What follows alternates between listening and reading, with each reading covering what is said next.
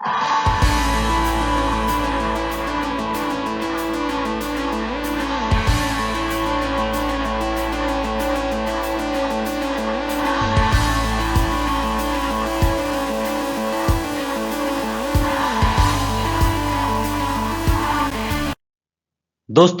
इस वीडियो में रीट परीक्षा 2017 लेवल 2 सामाजिक विज्ञान के प्रश्न पत्र का संपूर्ण विश्लेषण किया जाएगा।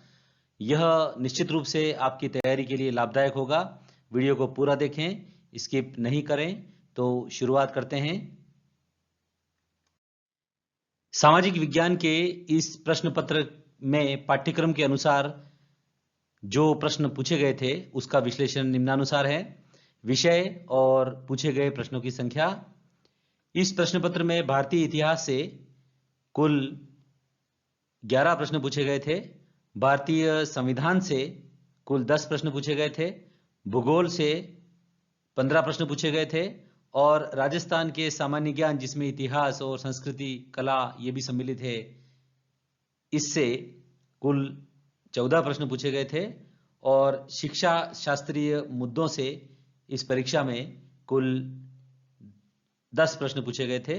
तो साथियों, इस प्रकार 60 प्रश्नों का विभाजन इस प्रश्न पत्र में किया गया है। आप अपनी आगामी परीक्षाओं की तैयारी में इसको भी ध्यान में रखें, किस पार्ट से कितने कितने प्रश्न पूछे गए हैं। इसका भी तैयारी के दौरान काफी महत्व होता है। पहला प्रश्न है, भारत के संविधान की प्रस्तावना में उल्लिखित हम भारत के लोग से क्या तात्पर्य है? पहला ऑप्शन, संप्रभुता भारत के मुख्य न्यायाधीश में निहित है। दूसरा ऑप्शन, संप्रभुता भारत के लोगों में निहित है। तीसरा ऑप्शन, संप्रभुता भारत के राजनीतिक दलों में निहित है। और चौथा ऑप्शन, संप्रभुता लोकसभा के अध्यक्ष में निहित है। इस प्रश्न का उत्तर साथियों, यदि आप दे सकते हो तो देने का प्रयास करें।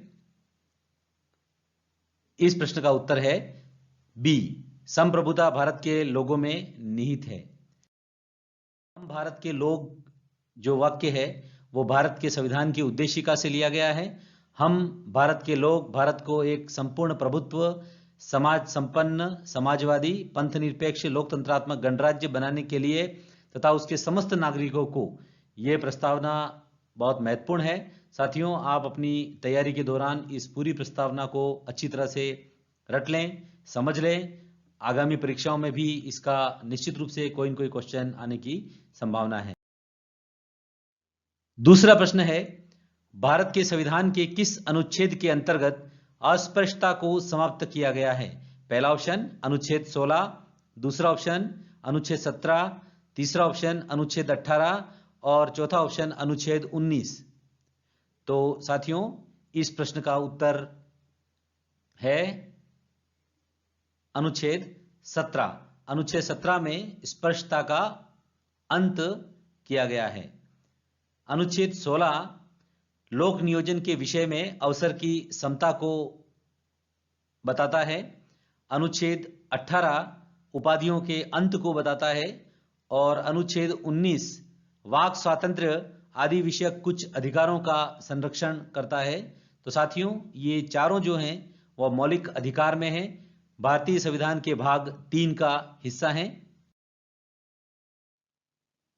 तीसरा प्रश्न है, भारत के संविधान के किस भाग में मूल कर्तव्यों को सन्निहित किया गया है? पहला ऑप्शन है भाग 5, दूसरा ऑप्शन है भाग 2, तीसरा ऑप्शन है भाग 4A और चौथा ऑप्शन है भाग 6। तो बताएं इसका सही आंसर। मूल कर्तव्यों को किस में सन्निहित किया गया है?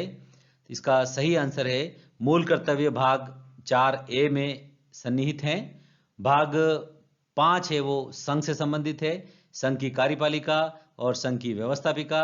भाग 2 नागरिकता से संबंधित है। भाग 6 राज्य से संबंधित है, राज्य की कार्यपालिका, राज्य की व्यवस्थापिका इससे संबंधित है। चौथा प्रश्न पूछा गया है, भारतीय संविधान का अनुच्छेद 25 संबंधित है। पहला ऑप्शन अंतःकरण की स्वतंत्रता तथा किसी भी धर्म के पालन, अभ्यास और प्रचार की स्वतंत्रता। दूसरा ऑप्शन धर्म, मूल, जाति, वंश, भाषा या इनमें से किसी के आधार पर कोई भेदभाव नहीं किया जाएगा। तीसरा ऑप्शन शिक्षा का, और चौथा ऑप्शन अल्पसंख्यक संस्थाएं। तो बताएं इसका सही आंसर क्या हो सकता है। अनुच्छेद 25 किससे संबंधित है? अनुच्छेद 25 अंतःकरण की स्वतंत्रता तथा किसी भी धर्म के पालन, अभ्यास और प्रचार की स्वतंत्रता से संबंधित है। पांचवा प्रश्न है, निम्न में से सामाजिक न्याय से संबंधित संवैधानिक प्रावधान नहीं है। पहला ऑप्शन अनुसूचित जाति व अनुसूचित जनजाति हेतु सरकारी नौकरियों में आरक्षण। दूसरा ऑप्शन विधायिका में अनुसूचित जाति व जनजाति हेतु आरक्षण। तीसरा ऑप्शन समान कार्य हेतु समान वेतन, और चौथा ऑप्शन बाल श्रम निषेध। तो बताएं इसका सही आंसर क्या हो सकता है। इसका सही आंसर है समान कार्य हेतु समान। छठा प्रश्न है, लोकसभा की कार्यवाही के संचालन के लिए आवश्यक गणपूर्ति क्या है? पहला ऑप्शन कुल सदस्य संख्या का 1/4वां भाग। दूसरा ऑप्शन कुल सदस्य संख्या का 2/3वां भाग। तीसरा ऑप्शन कुल सदस्य संख्या का 1/3वां भाग, और चौथा ऑप्शन कुल सदस्य संख्या का 1/10वां भाग। तो बताएं इसका सही आंसर। लोकसभा की कार्यवाही के संचालन के लिए आवश्यक गणपूर्ति क्या है? इसका सही आंसर है कुल सदस्य संख्या का 1/10वां भाग। सातवां प्रश्न है, भारत के संविधान के कौन से अनुच्छेद में एक मंत्री परिषद का प्रावधान है जो कि राष्ट्रपति को उसके कार्यों के निर्वहन में सहायता प्रदान करेगा? पहला ऑप्शन अनुच्छेद 74, दूसरा ऑप्शन अनुच्छेद 78, तीसरा ऑप्शन अनुच्छेद 79 और चौथा अनुच्छेद 80। तो बताएं इसका सही आंसर। इसका सही आंसर है साथियों अनुच्छेद 74। अनुच्छेद 74 में मंत्रिपरिषद का प्रावधान किया गया है। अनुच्छेद 78 में प्रधानमंत्री के कर्तव्य उल्लेखित हैं। अनुच्छेद 79 में संसद के लिए एक संसद होगी जो राष्ट्रपति और 2 सदनों से मिलकर बनेगी, जिनके नाम राज्यसभा और लोकसभा होंगे। और अनुच्छेद 80 में राज्यसभा की संरचना का प्रावधान है। आठवां प्रश्न है, राज्य चुनाव आयुक्त को कौन नियुक्त करता है? पहला ऑप्शन भारत के मुख्य निर्वाचन आयुक्त। दूसरा ऑप्शन भारत के राष्ट्रपति। तीसरा ऑप्शन संबंधित राज्य के राज्यपाल, और चौथा ऑप्शन राज्य की विधानसभा। तो बताएं इसका सही आंसर। राज्य चुनाव आयुक्त को संबंधित राज्य के राज्यपाल नियुक्त करते हैं। राज्य चुनाव आयुक्त का प्रावधान पंचायती राज अधिनियम में है, और जो निर्वाचन आयोग है उसके मुख्य निर्वाचन आयुक्त और निर्वाचन आयुक्त की नियुक्ति राष्ट्रपति के द्वारा की जाती है।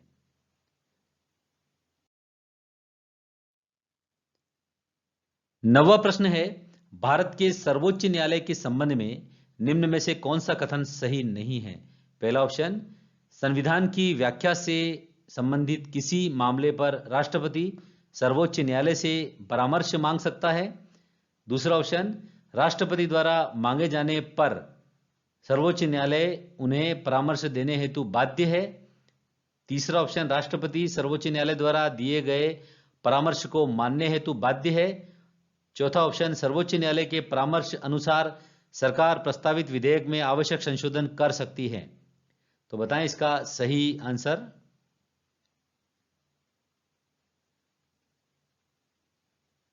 इसका सही आंसर है राष्ट्रपति द्वारा मांगे जाने पर सर्वोच्च न्यायालय उन्हें परामर्श देने हेतु बाध्य है। यह कथन सही नहीं है। 10वां प्रश्न है, भारत के राष्ट्रपति के चुनाव के निर्वाचक मंडल में शामिल हैं। पहला ऑप्शन केवल लोकसभा के निर्वाचित सदस्य। दूसरा ऑप्शन लोकसभा के सभी सदस्य।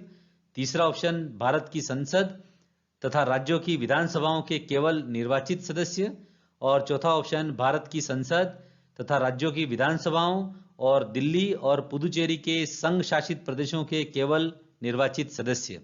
तो बताएं इसका सही आंसर।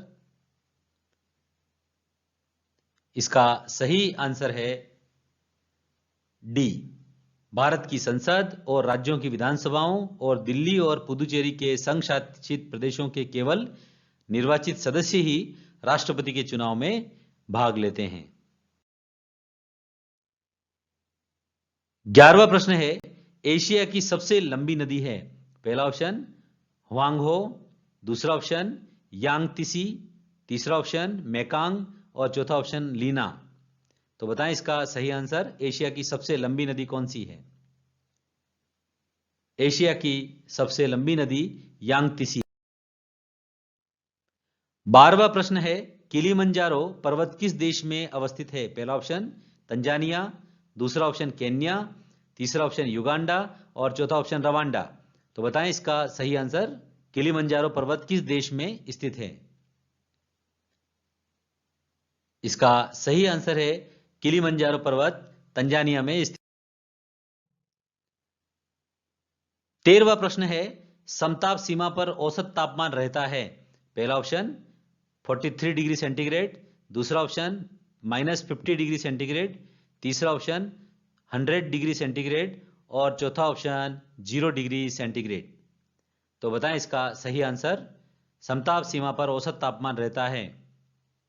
इस प्रश्न का सही उत्तर है 0 डिग्री सेंटीग्रेड। 14वां प्रश्न है, बेसाल्ट शेल एक उदाहरण है।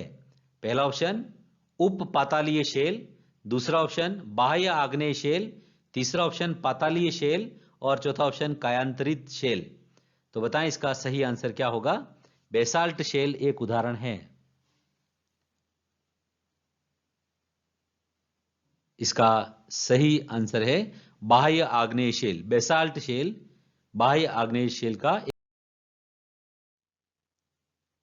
15वां प्रश्न है, एक पोषण स्तर से दूसरे पोषण स्तर तक औसत ऊर्जा का प्रवाह होता है। पहला 15%, दूसरा 5%, तीसरा 10% और चौथा 20%। तो बताएं इसका सही आंसर।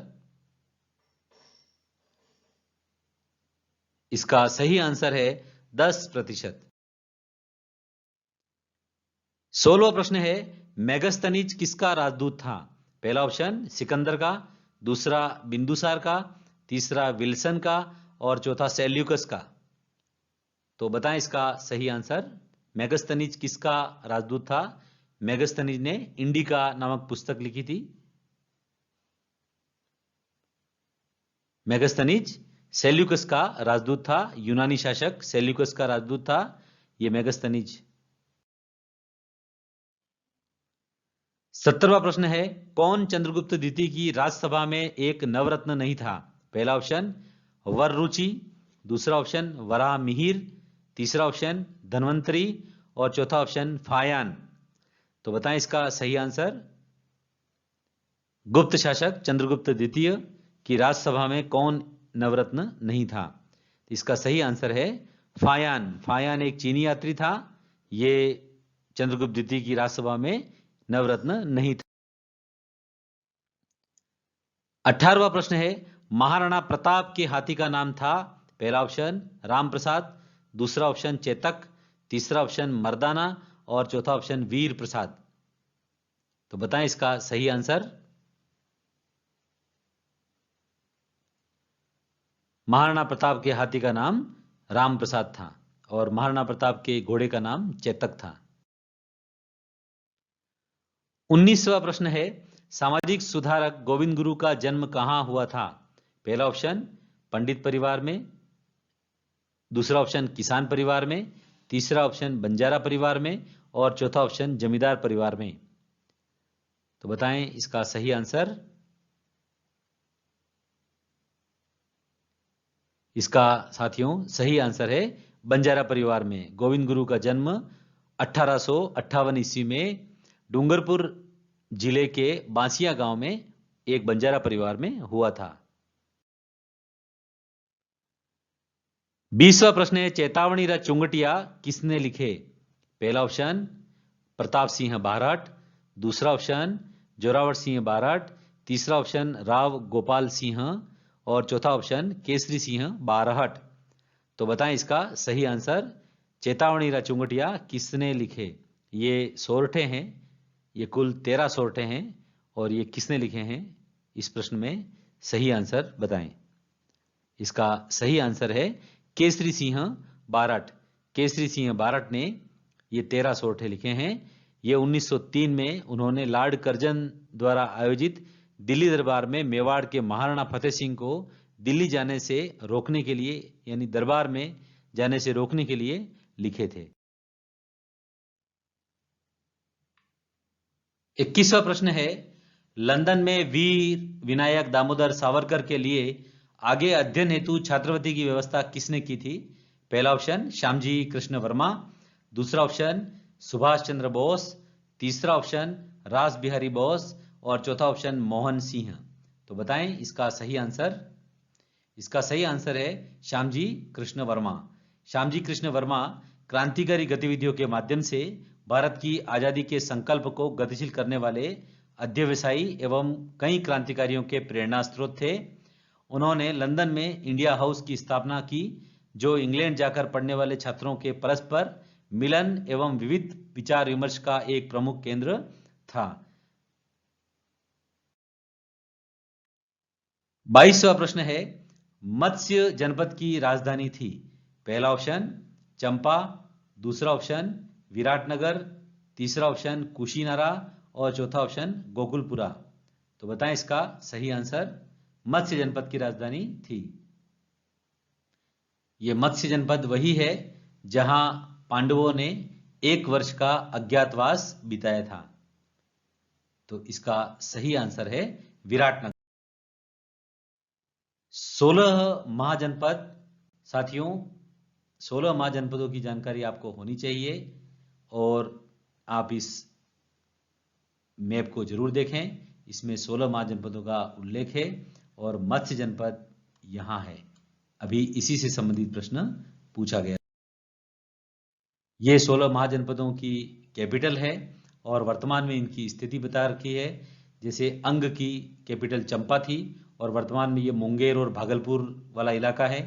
मगध की कैपिटल है गिरिव्रज या राजगिरी और वर्तमान में ये गया और पटना है। और काशी की कौशी और वर्तमान में बनारस है।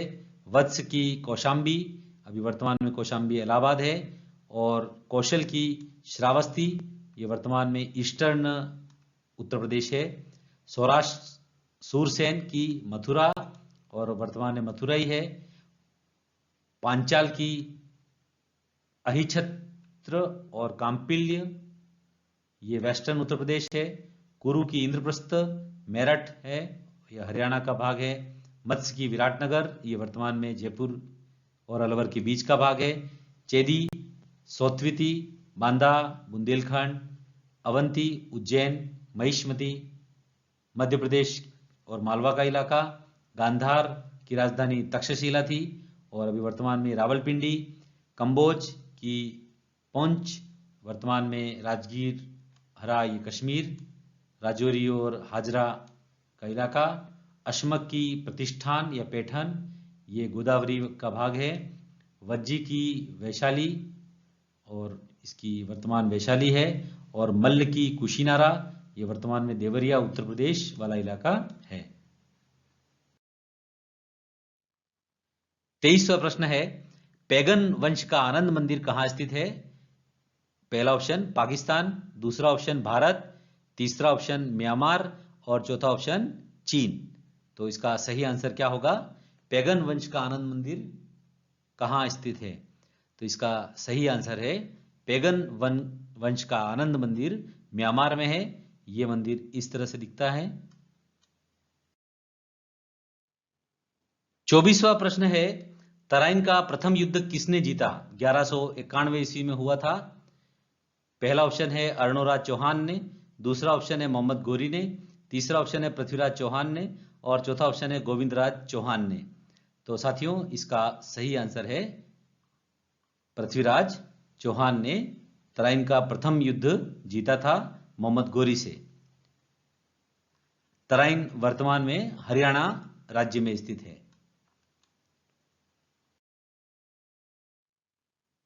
25वां प्रश्न है, राजस्थान का कौन सा नृत्य 2010 में यूनेस्को की अमूर्त सांस्कृतिक धरोहर सूची में सम्मिलित किया गया है? पहला ऑप्शन गिंदड़, दूसरा ऑप्शन कालबेलिया, तीसरा ऑप्शन भवाई और चौथा ऑप्शन कच्छी घोड़ी।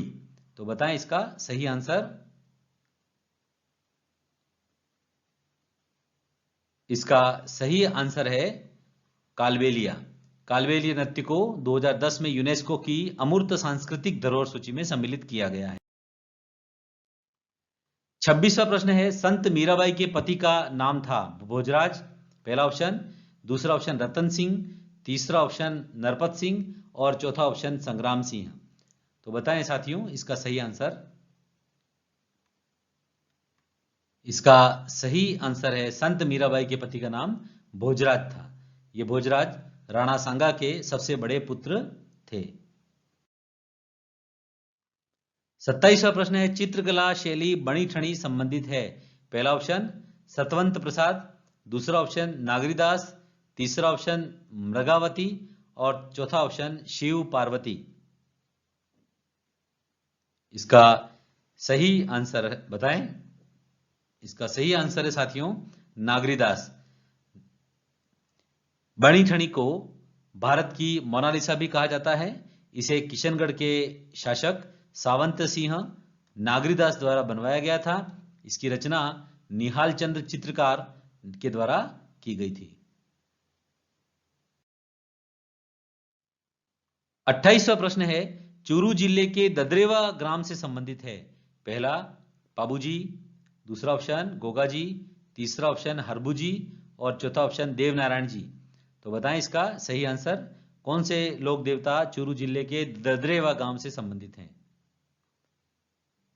इसका सही आंसर है चूरू जिले के ददरेवा गांव से गोगाजी संबंधित हैं।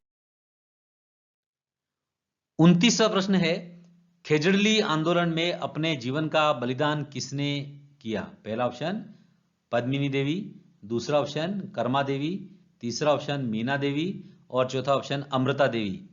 तो बताएं इसका सही आंसर। इसका सही आंसर है अमृता देवी। अमृता देवी ने खेजड़ली में बलिदान दिया था वृक्षों की रक्षार्थ। 30वां प्रश्न है, पुस्तक आनंद मंठ में वंदे मातरम किसने लिखा?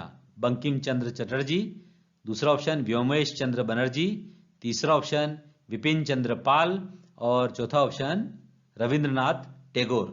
तो बताएं इसका सही आंसर। पुस्तक आनंद मंठ में वंदे मातरम किसने लिखा? इसका सही आंसर है बंकिम चंद्र चटर्जी ने आनंद मठ में वंदे मातरम लिखा।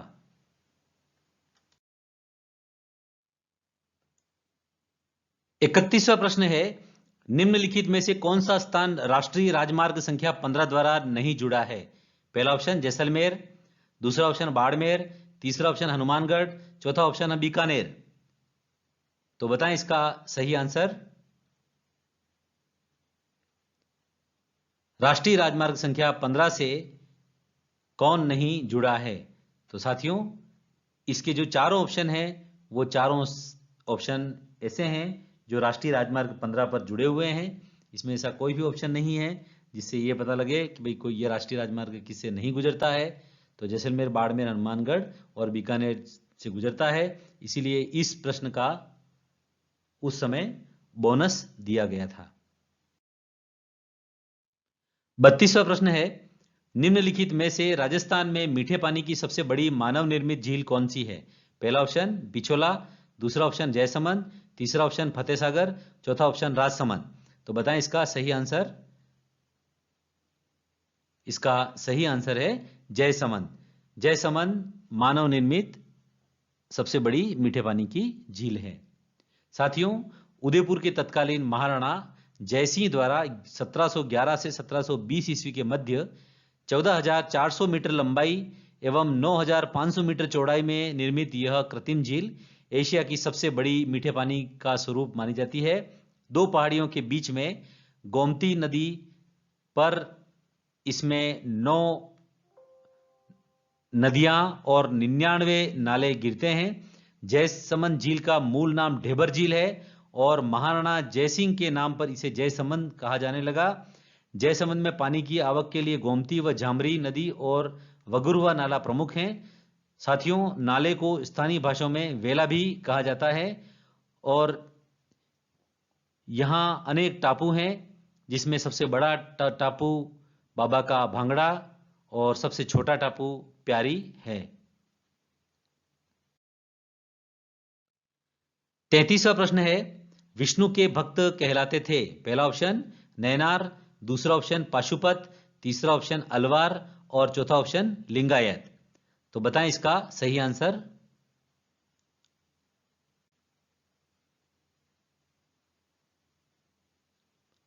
इसका सही आंसर है अलवार। अलवार संत भगवान विष्णु के भक्त थे। हिंदू धर्म में नयनार भगवान शिव के भक्त संत थे।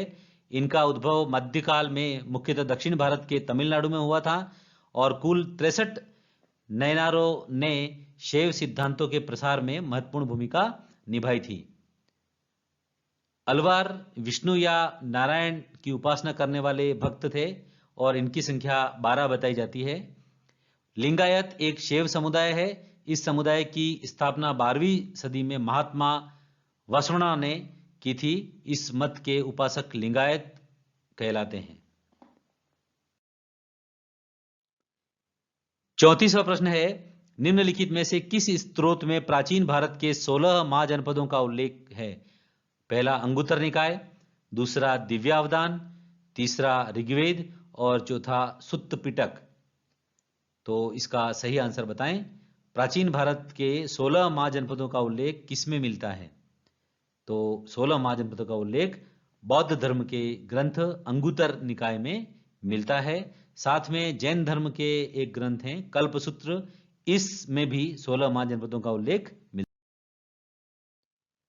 35वां प्रश्न है, रावी नदी का प्राचीन नाम था सुवास्तु, दूसरा ऑप्शन कुंभा, तीसरा ऑप्शन परुष्णी और चौथा ऑप्शन ध्वशद्वती।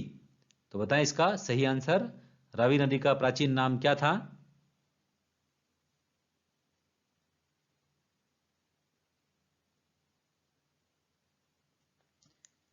रावी नदी का प्राचीन नाम परुष्णी। 36वां प्रश्न है, सूरसेन जनपद की राजधानी थी? पहला ऑप्शन मथुरा, दूसरा ऑप्शन वृंदावन, तीसरा ऑप्शन इंद्रप्रस्थ और चौथा ऑप्शन कुरुक्षेत्र। तो बताएं इसका सही आंसर।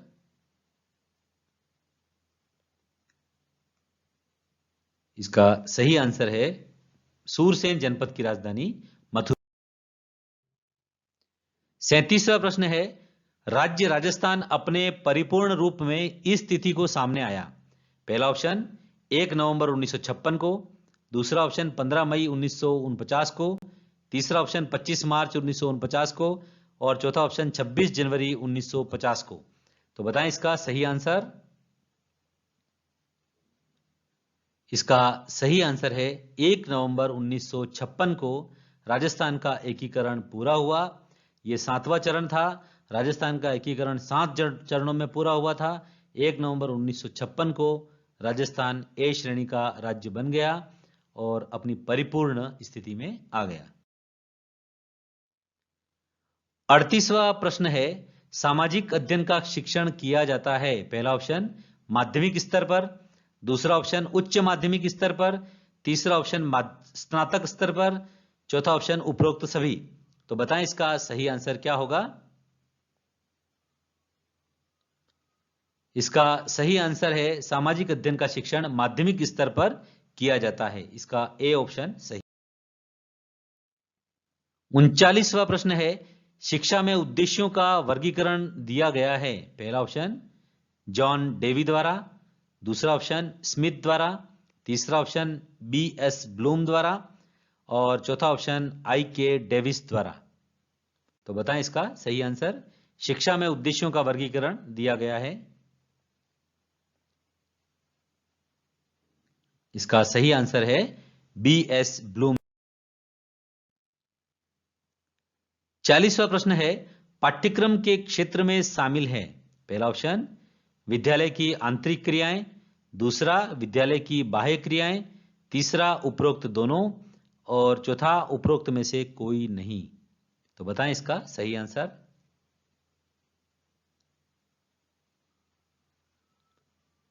इसका साथियों सही आंसर है उपरोक्त दोनों।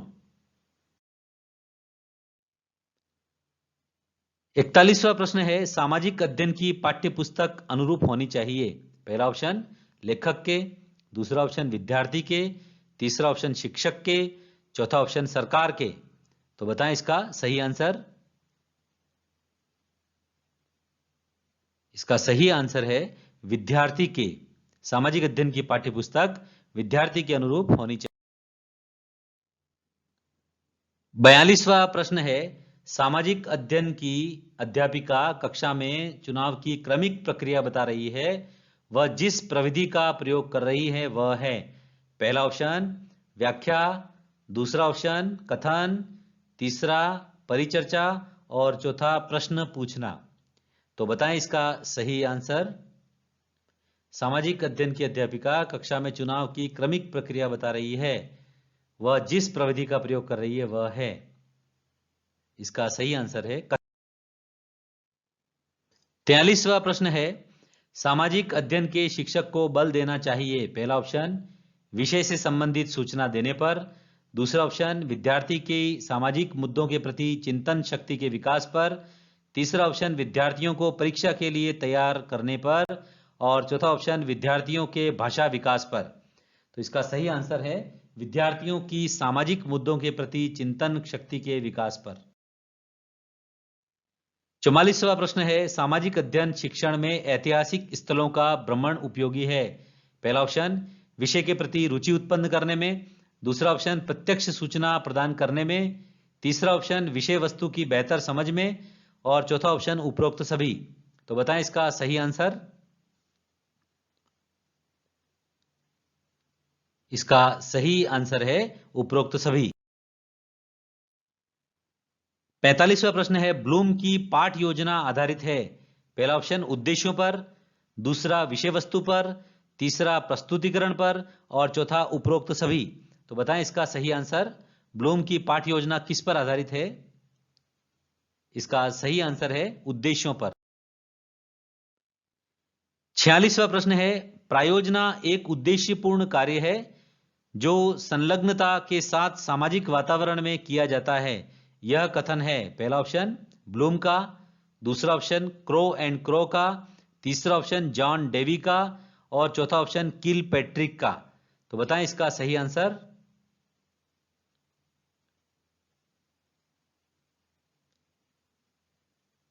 इसका साथियों सही आंसर है किल पैट्रिक का।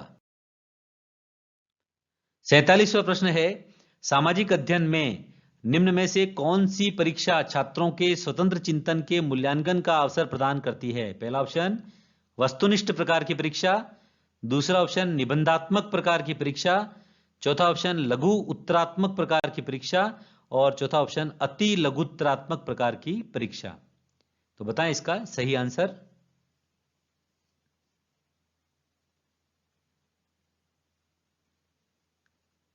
इसका सही आंसर है निबंधात्मक प्रकार की परीक्षा। 48वां प्रश्न है, निम्नलिखित में से कौन सी रबी फसल है? पहला ऑप्शन जूट, दूसरा ऑप्शन मूंगफली, तीसरा सरसों और चौथा तरबूज। तो बताएं इसका सही आंसर।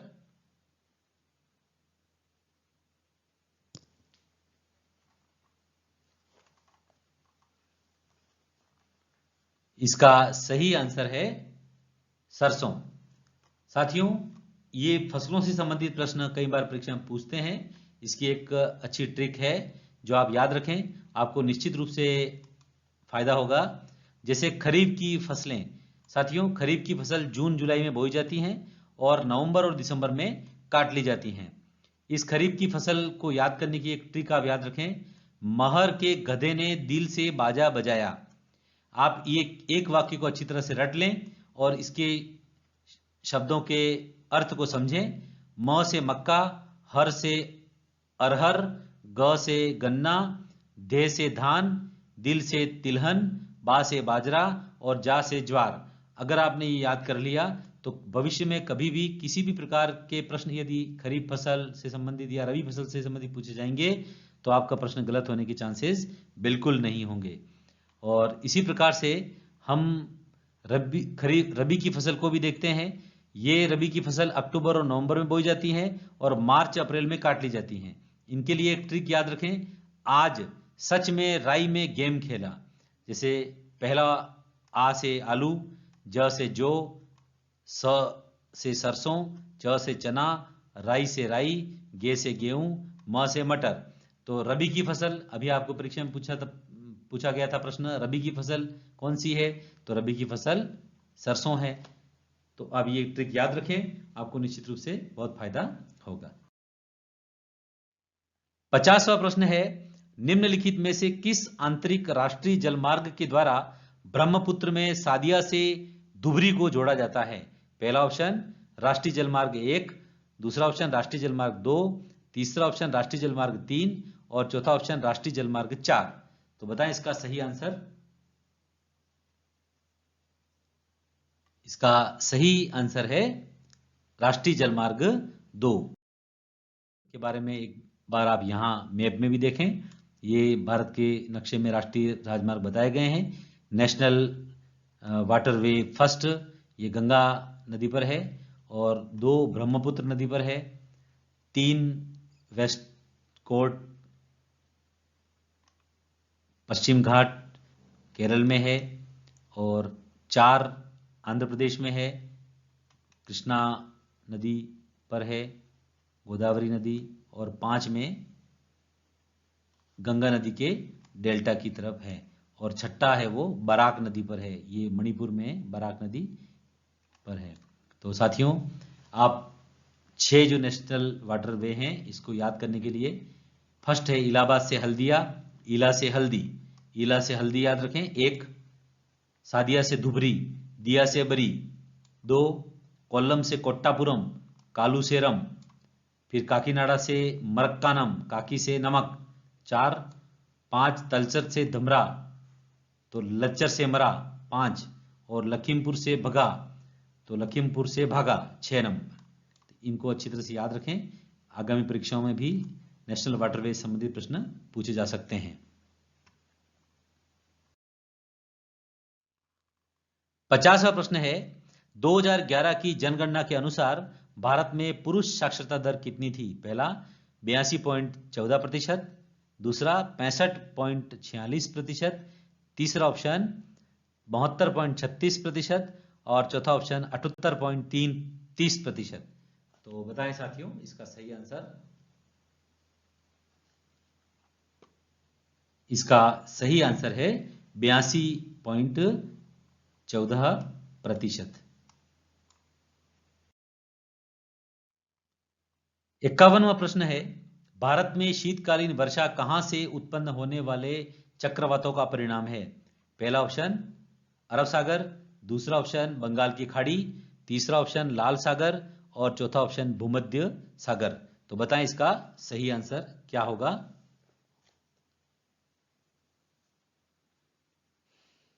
इसका सही आंसर है भूमध्य सागर। भूमध्य सागर से उठने वाले चक्रवातों से शीतकालीन वर्षा होती है। इसे भारत में मावट कहा जाता है। 52वां प्रश्न है, सिंधु गंगा के मैदान में जहां से आंतरिक प्रवाह पुनः प्रकट होते हैं स्थानीय रूप से जानी जाती हैं? पहला तराई प्रदेश, दूसरा बाबर प्रदेश, तीसरा ऑप्शन बागर प्रदेश और चौथा चो। तो बताएं इसका सही आंसर क्या है? इसका सही आंसर है तराई प्रदेश।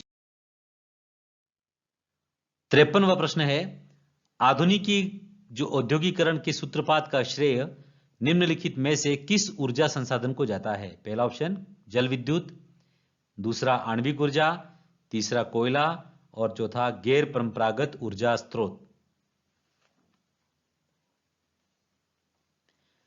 तो बताएं इसका सही आंसर क्या होगा? इसका साथियों सही आंसर है कोयला। 54वां प्रश्न है, टिकाऊ कृषि हेतु निम्नलिखित में से भारत के किस राज्य ने रासायनिक उर्वरक के उपयोग को निषिद्ध कर दिया है? पहला ऑप्शन सिक्किम, दूसरा अरुणाचल प्रदेश, तीसरा आंध्र प्रदेश, चौथा गोवा। तो बताएं इसका सही आंसर। इसका सही आंसर है सिक्किम। 55वां प्रश्न है, निम्नलिखित में से किस लौह इस्पात संयंत्र की स्थापना ब्रिटेन के तकनीकी सहयोग से हुई थी? पहला बोकारो इस्पात संयंत्र, दूसरा दुर्गापुर इस्पात संयंत्र, तीसरा राउरकेला इस्पात संयंत्र और चौथा विजयनगर इस्पात संयंत्र। तो बताएं इसका सही आंसर। इसका साथियों सही आंसर है दुर्गापुर इस्पात संयंत्र। 56वां प्रश्न है, निम्नलिखित में से कौन सी नदी उत्खात भूमि के लिए कुख्यात है? पहला ऑप्शन चंबल, दूसरा कृष्णा, तीसरा गोदावरी और चौथा तुंगभद्रा। तो बताएं इसका सही आंसर। इसका सही आंसर है चंबल। 57वां प्रश्न है, याकूत जनजाति का आवास है? पहला ऑप्शन न्यूजीलैंड, दूसरा कांगो बेसिन, तीसरा अमेजन बेसिन और चौथा उत्तरी साइबेरिया। तो बताएं इसका सही आंसर क्या होगा? याकूत जनजाति का आवास है।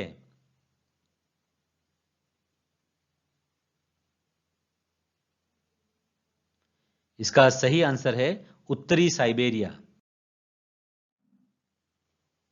58वां प्रश्न है, गग्गर का मैदान अवस्थित है? पहला ऑप्शन गंगानगर और हनुमानगढ़ जिले में, दूसरा ऑप्शन झुंझुनू तथा सीकर जिले में, तीसरा जालौर एवं सिरोही जिले में और चौथा जैसलमेर एवं बाड़मेर जिलों में। तो बताएं इसका सही आंसर क्या होगा?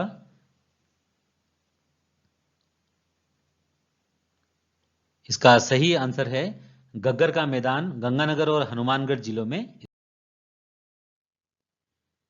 59वां प्रश्न है, राजस्थान का वस्त्र उद्योग, प्रथम वस्त्र उद्योग स्थापित हुआ था? पहला ऑप्शन गंगानगर, दूसरा ऑप्शन भीलवाड़ा, तीसरा ऑप्शन उदयपुर और चौथा ऑप्शन ब्यावर। बताएं इसका सही आंसर। राजस्थान का प्रथम वस्त्र उद्योग स्थापित हुआ था, तो प्रथम वस्त्र उद्योग ब्यावर में स्थापित हुआ था। अंतिम प्रश्न 66वां प्रश्न, वर्ष 2011 की जनगणना के अनुसार निम्नलिखित में से राजस्थान के किस जिले की दशकीय जनसंख्या वृद्धि दर न्यूनतम रही? पहला ऑप्शन गंगानगर, दूसरा ऑप्शन बूंदी, तीसरा ऑप्शन बारा और चौथा ऑप्शन सीकर। तो बताएं साथियों इसका सही आंसर। इसका साथियों सही आंसर है गंगानगर। गंगानगर की दशकीय जनसंख्या वृद्धि दर न्यूनतम रही। वीडियो को पूरा देखने के लिए बहुत बहुत धन्यवाद। साथियों यदि आपको ये वीडियो अच्छा लगा हो तो लाइक जरूर करें। साथ में यदि आप ऐसा महसूस करते हैं कि इस वीडियो का लाभ आपके साथियों को भी मिलना चाहिए तो शेयर जरूर करें। और यदि आपने अभी तक एजुफैक्ट यूट्यूब चैनल को सब्सक्राइब नहीं किया है तो सब्सक्राइब कर देवें और साथ में बेल आइकन का बटन दबा देवें ताकि आपको आने वाले नोटिफिकेशन जल्दी प्राप्त हो सकें। और यदि आप इस वीडियो का PDF डाउनलोड करना चाहते हैं तो डिस्क्रिप्शन में जाएं और वहां दिए गए एक लिंक पर क्लिक करें और PDF डाउनलोड करें। पुनः आपका बहुत बहुत धन्यवाद। Thanks a lot.